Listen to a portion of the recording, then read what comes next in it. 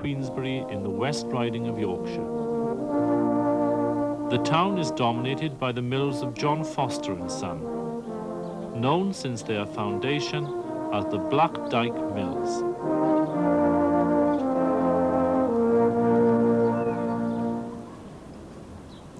This evening, the Dyke Mills Band make one of their rare public appearances in their hometown of Queensbury. It's 2 days before the finals of the National Brass Band Championship in London, and the band have opened the final rehearsal to the public.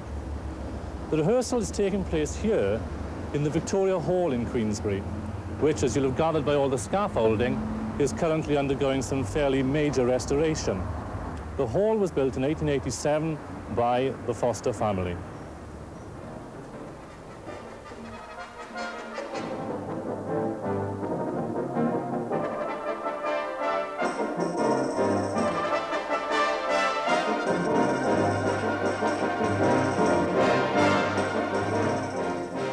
Though the music the band is playing tonight is very new, the instruments that are being played are almost identical to the ones that were used in the last quarter of the 19th century.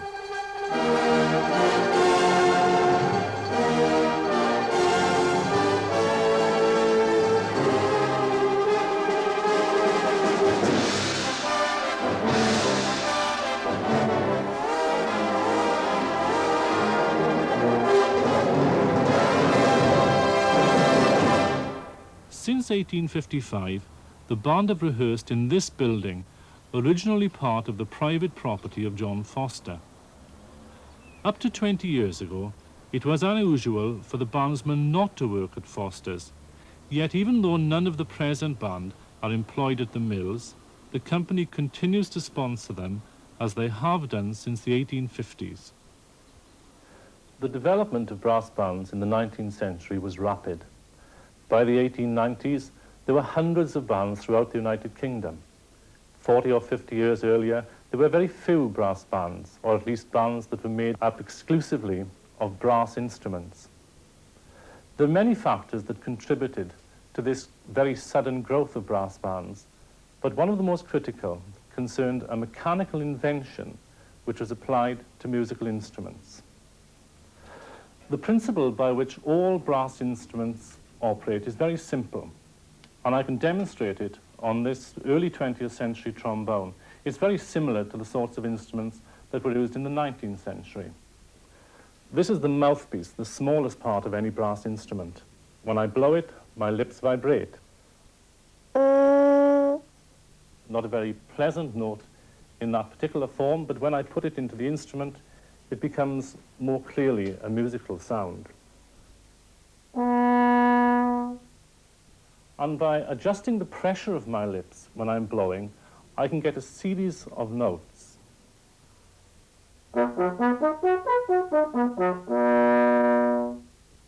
From a fixed length of tubing, it is only those notes, that single series of notes, it's called the natural harmonic series, they're the only ones I can get.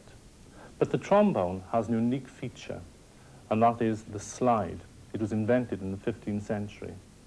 All that the slide does is to increase the length of tubing that the player is blowing through.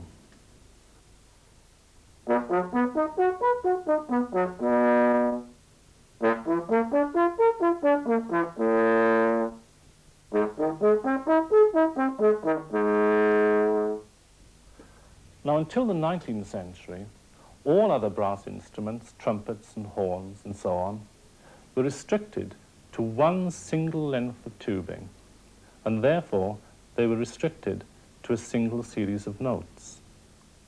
Various methods were used to extend the facility of such instruments. French horn players found that by placing their hand in the wide open end of the instrument, they could bridge the gaps between the natural notes. Trumpet players in the Baroque period played in the highest registers of the instrument, where the natural notes are closer to each other. Some inventors placed holes in trumpets and covered them with keys, similar to those on clarinets. All of these systems were problematic. They caused unevenness of tone quality on certain notes, and it was difficult to play fast passages on such instruments. The problem was that there was no simple and satisfactory method by which brass players, other than trombonists, could change in an instant the length of tubing that they were blowing through. Also, a system was needed that could be applied to all sizes of brass instruments. The major breakthrough came with the application of piston valves. The principles of piston valves were already in use in manufacturing industries, but they weren't applied to musical instruments until the 1820s. This 19th century euphonium is an example of the way in which the problem was solved using the piston valve. Now, as it is, without me pressing any valves down, it is a single set length of tubing, and it produces one fixed harmonic series.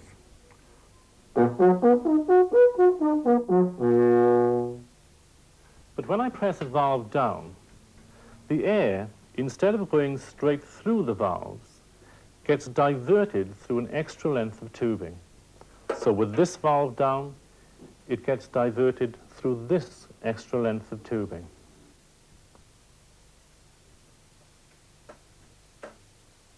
With an extra length of tubing, I get a different series of notes.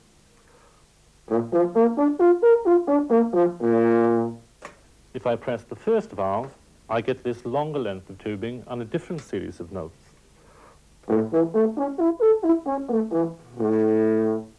By using the valves either singly or in combination with each other, I can play the major and minor scales.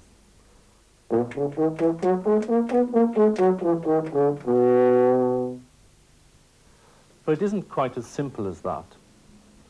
This instrument, for instance, doesn't have 3 valves. It has 5 valves. And these extra 2 valves are put there because of the problems of keeping these notes in tune when the valves are down. Numerous inventions were patented that claimed to provide an entirely satisfactory system for getting a full range of perfectly matched and balanced notes.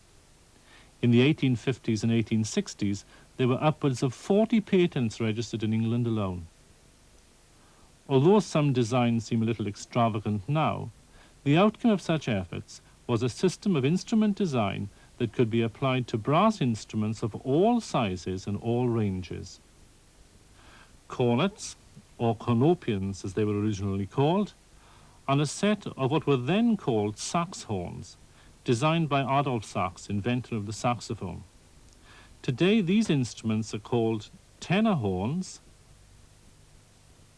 baritones, euphoniums, and basses.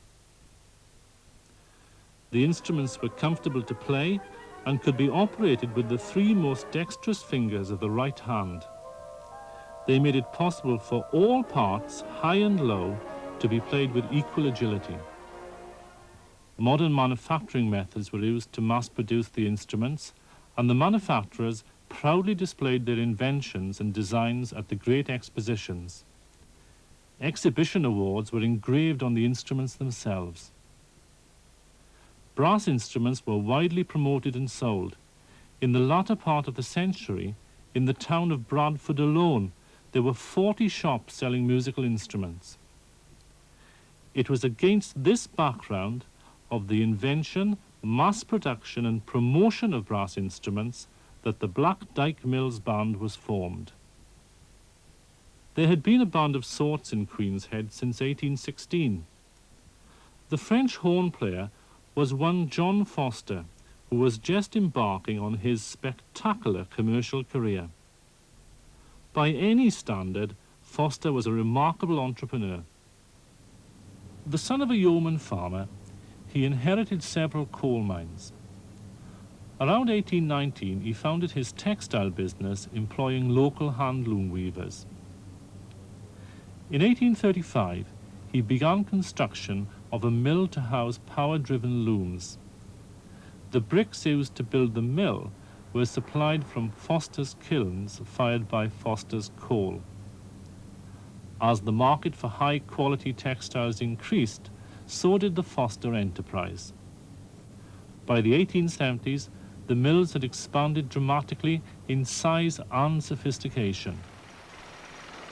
Brand new Lister machines had been installed to comb the mohair wool that was their speciality.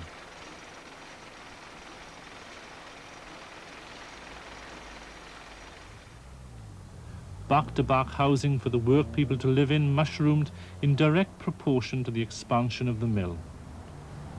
Of necessity, Foster's also provided, for a price, basic amenities for the growing workforce: shops, schools, roads, power, and a church.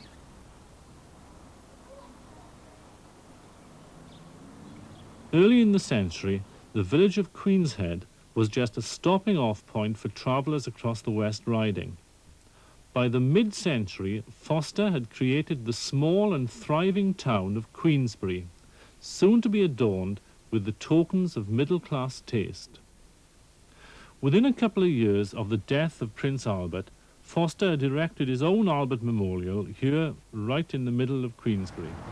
Compared to the London Memorial, it's a little modest in its scale, but no less devout in its patriotism.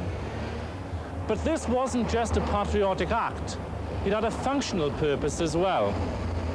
Through taps like this one, there flowed a supply of pure water for the people of Queensbury.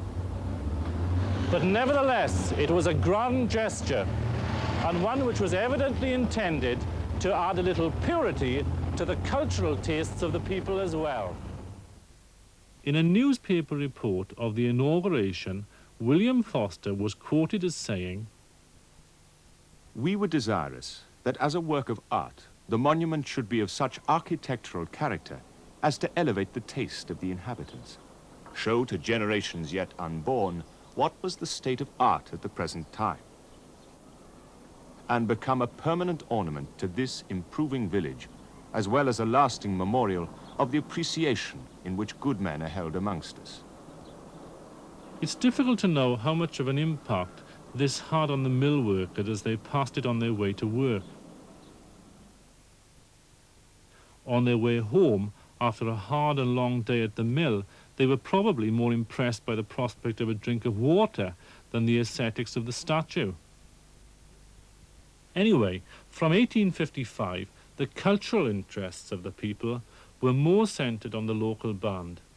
It was in September of that year that the Halifax Courier had announced, Messrs. John Foster and Son of Queenshead, having lately become acquainted with the depressed position of the band, determined to make an effort themselves to raise it up again. Accordingly, they have purchased from that eminent maker, Mr. Joseph Hyam, Victoria Bridge, Manchester, a new set of instruments, which have this week been delivered to the band, that in future is to be denominated the Black Dyke Mill Band. A new and talented leader, as well as several performers, have been added to the band, which now comprises 19 musicians. This is the Black Dyke Band Library. It contains the modern repertoire and also some of the music that was played in the early years of the band's history. The music is contained in these band books. They're not all here, but there's enough of them here to tell us something about the music that was played and the instruments they played them on. There's a book for the flugelhorn, the alto sax horn, and a book for the ophicleide, an instrument that's now obsolete.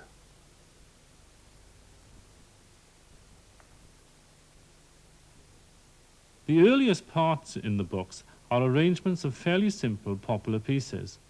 We also find arrangements of famous classical works, like Mozart's Magic Flute Overture. Apart from these band books, there were special arrangements for contests of famous classics. These parts are handwritten. They are an arrangement of a selection from Donizetti's Lucretia Borgia, arranged expressly for the backup brass band contest of 1869 by J.G. Gladney. This music represents an important historical source, because from it we can gain an impression of how well the players could play. These handwritten parts were arranged specifically for this band, remember. by the bandmasters. They would not have arranged music which was too difficult for the band to play. And on the other hand, they would have wanted to show off the outer limits of the band's virtuosity. Later, when the instrumentation of bands became more standardized, a publishing industry of brass band pieces developed. Arrangements or transcriptions of well-known classical or art music works dominated the publishers' catalogues.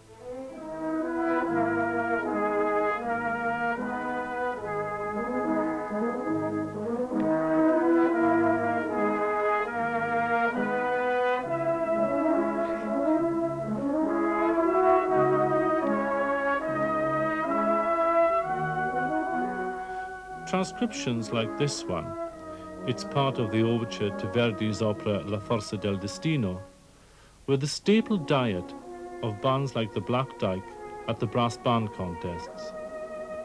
These contests were vitally important to the development of the brass band movement. They caused the standardization of instrumentation, they set and raised standards of playing, and in so doing, contributed to the development of the repertory. From the middle of the century, brass band contests were large-scale affairs. The two most influential were the Bellevue contest, held annually in Manchester from 1853, and the contest held at the Crystal Palace in Sydenham from 1860. They were promoted and carefully organized by impresarios. Special railway excursions were run for spectators and supporters. The admission costs were low and the musical fare was spectacular. One report states that at the end of the century, the Crystal Palace competition drew an audience of 140,000 people. By that time, there were 33,000 men playing in the contesting bands. The prizes offered to the bands taking part were seductive, and individual players were also given the opportunity to excel. The best soloists were given special prizes, usually new instruments. A new breed of virtuosos appeared. The best of these working-class players were musical heroes.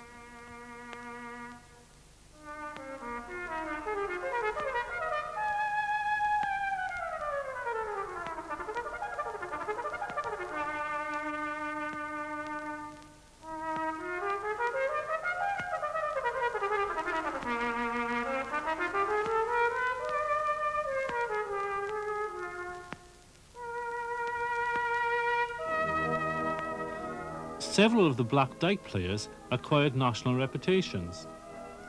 This man, Phineas Bower, who eventually became bandmaster, seems to have been a remarkable player. At the Bellevue contest in 1873, he played solos both on the trombone and euphonium in one test piece and was given prizes for the best soloist of the day on both instruments. He spent all of his working life in the mills, always turning down offers for professional contracts. In 1893, he was interviewed for a brass band magazine. He came to me from the recesses of the vast mill, with arms bare and the signs of industry about him. Some of us are stonemasons, some mechanics, some warp dressers, said Mr. Bower. And we all work with our hands. We are all workmen. It is a workman's band, absolutely. We are not professional musicians. It's just our hobby. Men who could play well and who were wanted by the band were given jobs in the mill. Fosters provided instruments, uniforms, a practice room, the fees for professional conductors, and the bandsmen were given abundant unpaid leave to go to competitions and on concert tours. This is the boardroom of the mill. It's dominated by a portrait of John Foster and by mementos and trophies of the success of both the mill and the band.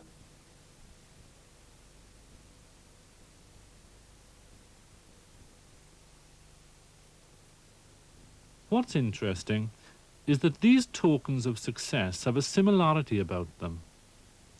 They were essentially awarded for technical achievement, but they conspicuously link such achievements with the symbols of art. It seems that music was seen to exert a good moral influence on working people, though it's difficult to understand how that moral influence was perceived to be operating. An obvious answer is that any act of collective music making, which by definition required cooperation among workers, was seen as desirable.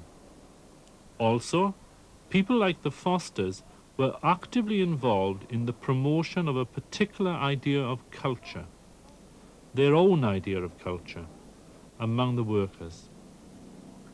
Thus, any attempt at the performance of high art couldn't fail to be associated with virtue.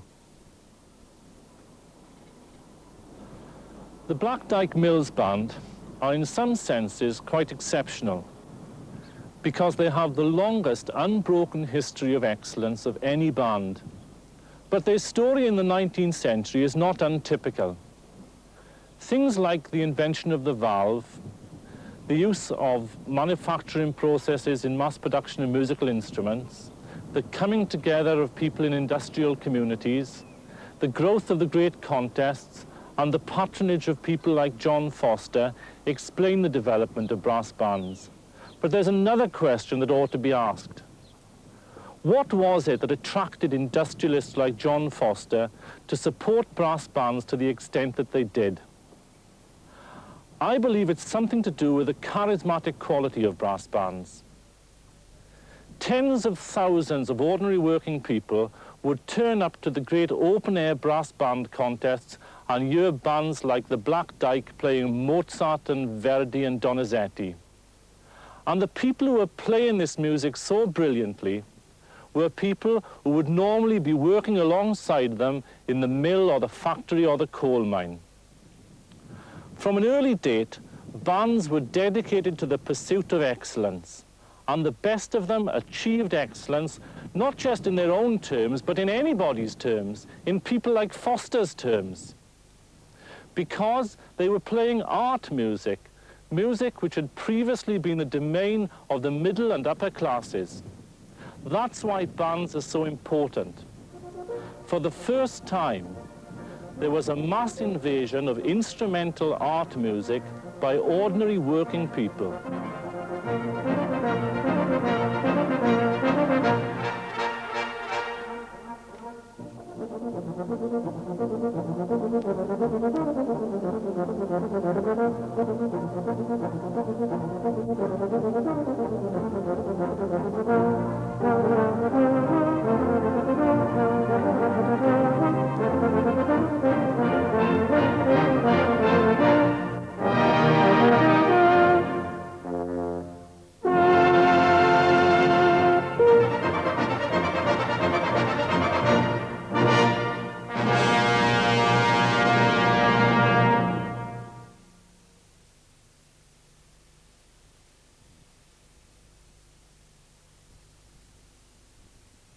Next Sunday, we visit Blackpool to look at the development of the 19th century of this famous resort. That's Holidays by the Sea, at the same time, same place, next week.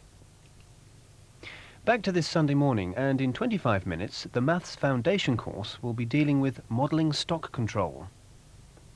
But first, here's a programme for the Open University second level course, Biology, Form and Function. Dr. Mike Stewart looks at the control of digestion and how this can be applied and used to help us understand a very common problem, ulcers.